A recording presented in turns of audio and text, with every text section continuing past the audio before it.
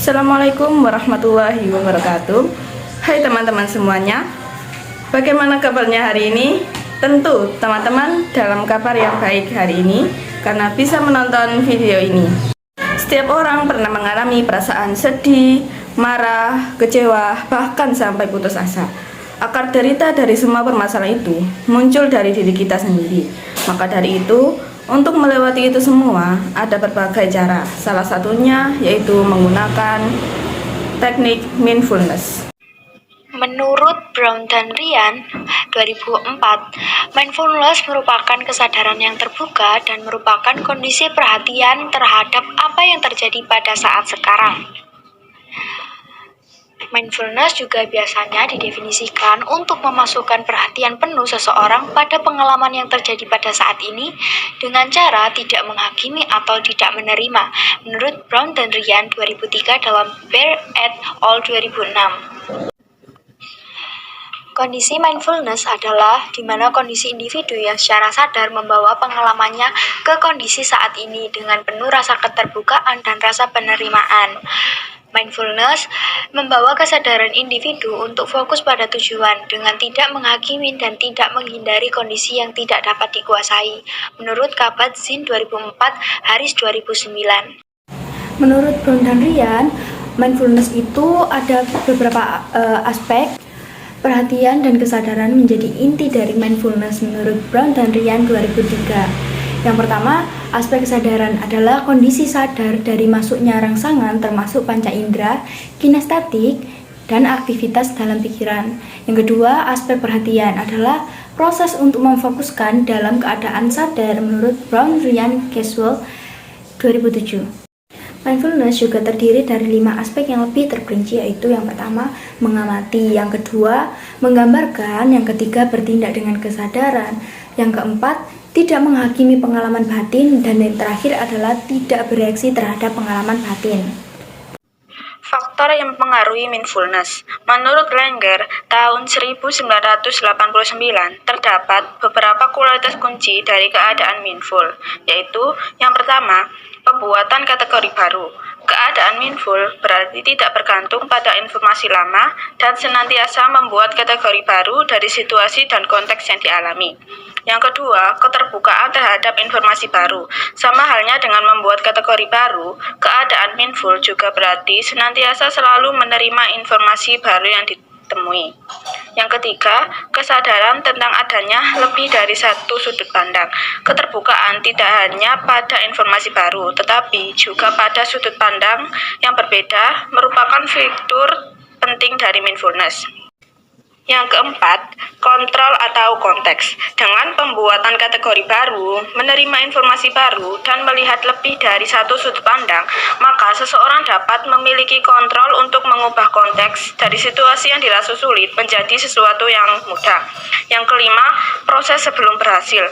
Mindfulness adalah sebagai orientasi, proses dari proses orientasi sesungguhnya juga berarti menjadi dasar bahwa setiap hasil didahului oleh proses. Contoh kasusnya yaitu ketika menghadapi konflik interpersonal, saat terlibat dalam konflik dengan orang lain, kita seringkali terbawa oleh emosi yang kuat, seperti marah, frustasi, atau kecewa. Dalam situasi ini, mindfulness dapat membantu seseorang untuk mengelola emosi mereka dengan lebih baik. Mereka dapat menggunakan mindfulness untuk memperhatikan perasaan dan pikiran mereka saat konflik terjadi tanpa bereaksi secara impulsif. Dengan melatih kesadaran diri, mereka dapat merespon konflik dengan lebih bijaksana dan memahami sudut pandang orang lain. Langkah-langkah menerapkan mindfulness. Yang pertama, sadari tubuh kita. Ketika kita merasa marah atau sedih, perhatikan sensasi fisik yang muncul dalam tubuh kita. Apakah ada ketegangan di otot-otot kita? Apakah detak jantung kita meningkat? Sadari dengan seksama bagaimana emosi tersebut mempengaruhi tubuh kita. Yang kedua, fokus pada pernafasan. Pernafasan adalah dasar dalam mindfulness. Alihkan perhatian kita ke pernafasan kita. merasakan nafas masuk dan keluar dari tubuh kita dengan sadar. Ini membantu menenangkan sistem saraf kita dan mengalihkan fokus dari emosi yang kuat. Yang ketiga, amati pikiran kita. Jangan menilai atau mengekspresikan pendapat tentang emosi yang kita rasakan. Biarkan pikiran-pikiran yang terkait dengan kemarahan atau kesedihan muncul tanpa ikut terbawa olehnya. Pikiran itu pergi seperti awan yang lewat. Lihatlah mereka dengan objektif dan beri mereka ruang untuk pergi. Yang keempat, terima emosi kita. Sadari bahwa emosi marah atau sedih adalah bagian alami dari pengalaman manusia.